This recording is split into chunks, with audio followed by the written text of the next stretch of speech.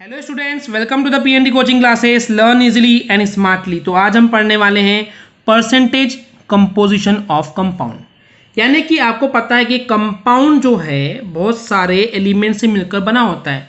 तो उनके एलिमेंट्स के या फिर बोल सकते हैं जो कंपोज होते हैं, या आप ये बोल सकते हैं कि एक कंपाउंड के जो भी सब्स्टिट्यूएंट है वो किस परसेंटेज में वहाँ पे अवेलेबल है, उसी को हम बोलते हैं परसेंटेज कंपोजिशन ऑफ कंपाउंड। चलिए समझते हैं इन डेप्थ में कि क्या होता है ये। तो जैसे कि आपको स्टूडेंट्स पता है कि एक कंपाउंड जो है वो बनता है जब दो या दो से ज़्यादा एलिमेंट्स को एक फिक्स रेशियो में कंबाइन किया जाता है, राइट। एंड यहाँ पे जो एलिमेंट है वो बने होते हैं एक टाइप के एटम से। ओके, तो इसका मतलब ये स्टूडेंट्स की कोई भी एलिमेंट के जो एटम है वो आपस में म्यूचुअल यानी कि आपस में केमिकल रिएक्शन करके कंबाइन करने के बाद ही एक मोलिक्यूल बनाते हैं। तो किसी भी एक कंपाउंड का जो मॉलिक्यूल है वो सबसे स्मॉलेस्ट पार्ट है उस मैटर का जो कि एग्जिस्ट करता है इंडिपेंडेंटली।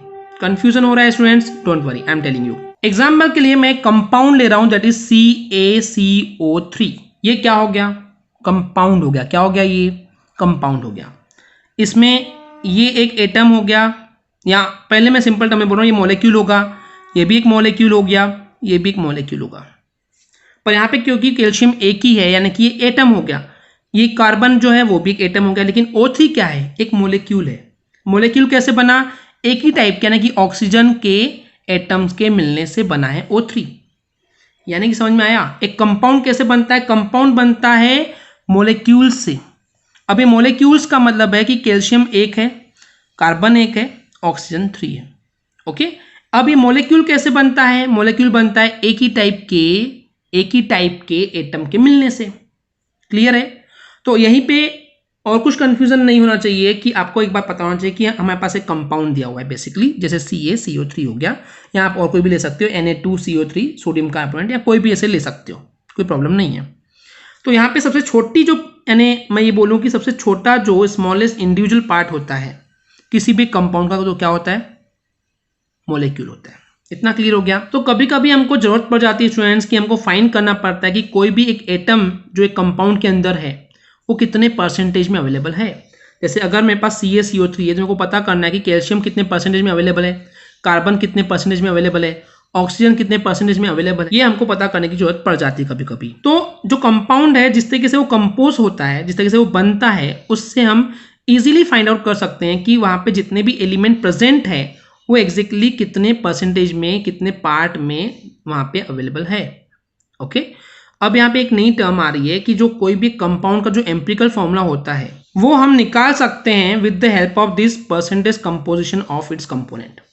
ओके, वैसे स्टूडेंट्स मैं इन डेप्थ में ज़्यादा नहीं जाऊँगा एम्पिरिकल फॉर्मूला, क्योंकि आगे आने वाली वीडियो इसी पे रहेगी, एम्पिरिकल फॉर्मूला क्या होता है।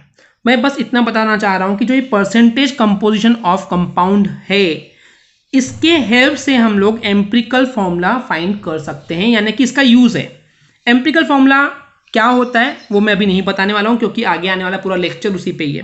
तो बस इतना याद रखो कि परसेंटेज कंपोजिशन ऑफ कंपाउंड का यूज होता है एम्पिरिकल फॉर्मूला फाइंड करने में।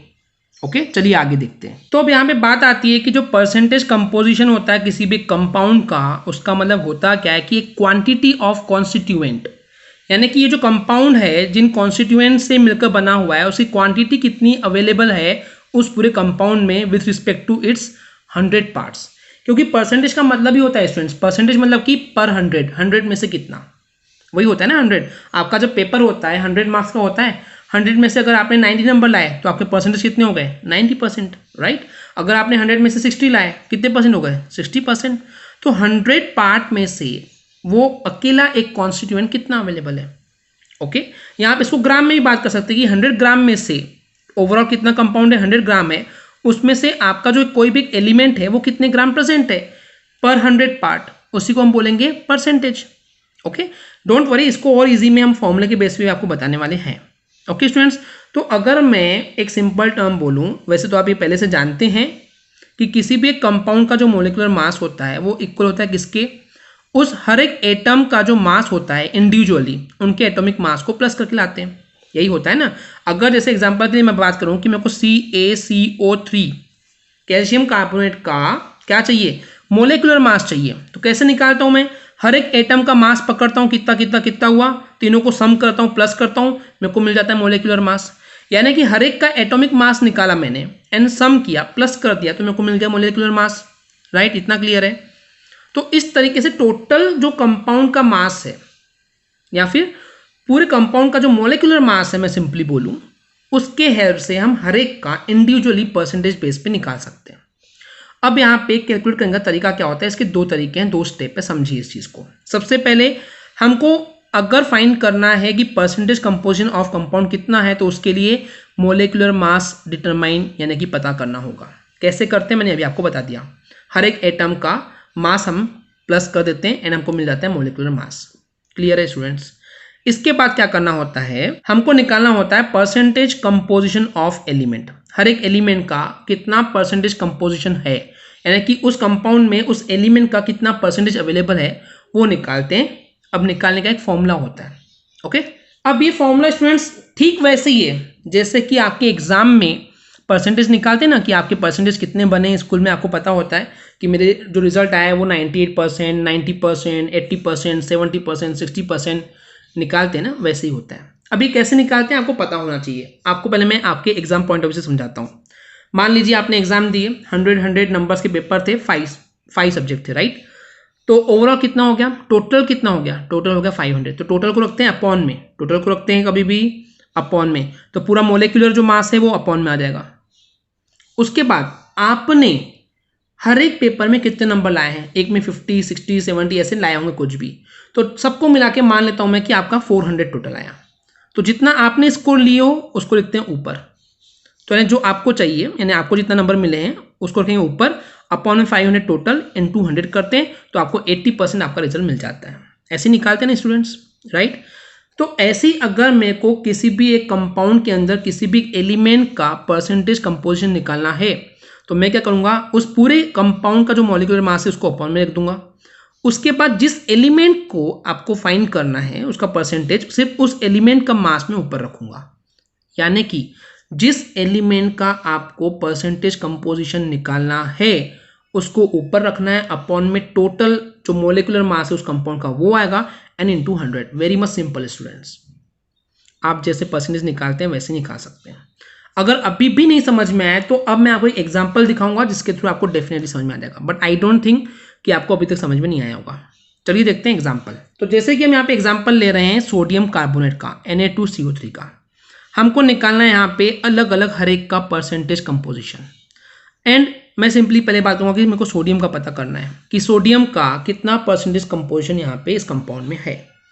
तो सबसे पहले क्या करना पड़ता है स्टूडेंट्स, सबसे पहले हमको मोलिकुलर मास निकालना पड़ता है। मोलिकुलर मास कैसे निकालते हैं, एक सोडियम का कितना होता है, एक सोडियम का एटॉमिक मास होता है 23, कितने हैं 2 है तो 2 इंटू कर दूंगा, तो ओवरऑल हो जाएगा इसका 46, प्लस कार्बन का होता है 12, ऑक्सीजन का एक होता है 16, तो 16 3 जा 48, ओवरऑल कितना हो गया है molecular mass, that is 106 U। Okay, यानी कि अपॉन में हो गया फिक्स, मेरे को 106 रखना ही है। अब बात करते हैं मेरे को जो निकालना है मास परसेंट या फिर percent composition of the sodium. Sodium कितना था, सोडियम का एटॉमिक मास था दैट इज 23, 2 है तो 46, ऊपर आ जाएगा 46 अपॉन टोटल हो गया 106 एंड 200, ओवरऑल सॉल्व करने पे परसेंट मिल जाएगा 43.4% है। ऐसी कार्बन का निकालेंगे, कार्बन का कितना है 12 है, ऊपर 12 अपॉन 106 एंड 200, सॉल्व करने पे क्या हो जाएगा 11.32, अपॉन में तो वही रहेगा 106, वो आप चेंज नहीं करेंगे। ऐसे ही ऑक्सीजन का निकाल लेते हैं, O3 है यानी कि 48 हो जाएगा उसका atomic mass, 48 upon 106 and 200 equal to कुल कितना हो गया परसेंट कंपोजिशन 45.28। इस तरीके से निकाला जाता है परसेंटेज कंपोजिशन ऑफ कंपाउंड। यानी कि एक कंपाउंड के अंदर कोई भी एक जो एलिमेंट है आपका वो कितना परसेंटेज कैरी कर रहा है, कितना परसेंटेज होल्ड कर रहा है अपने साथ, ये निकाल सकते हैं। एंड कैसे निकाल सकते हैं आई होप आपको क्लियर हो गया होगा। अगर आपको हमारी वीडियो से कुछ भी सीखने मिला है, नॉलेज मिला है, तो प्लीज़ हमारे चैनल को सब्सक्राइब कीजिए एंड वीडियो को लाइक ज़रूर करें। आज के लिए इतना ही।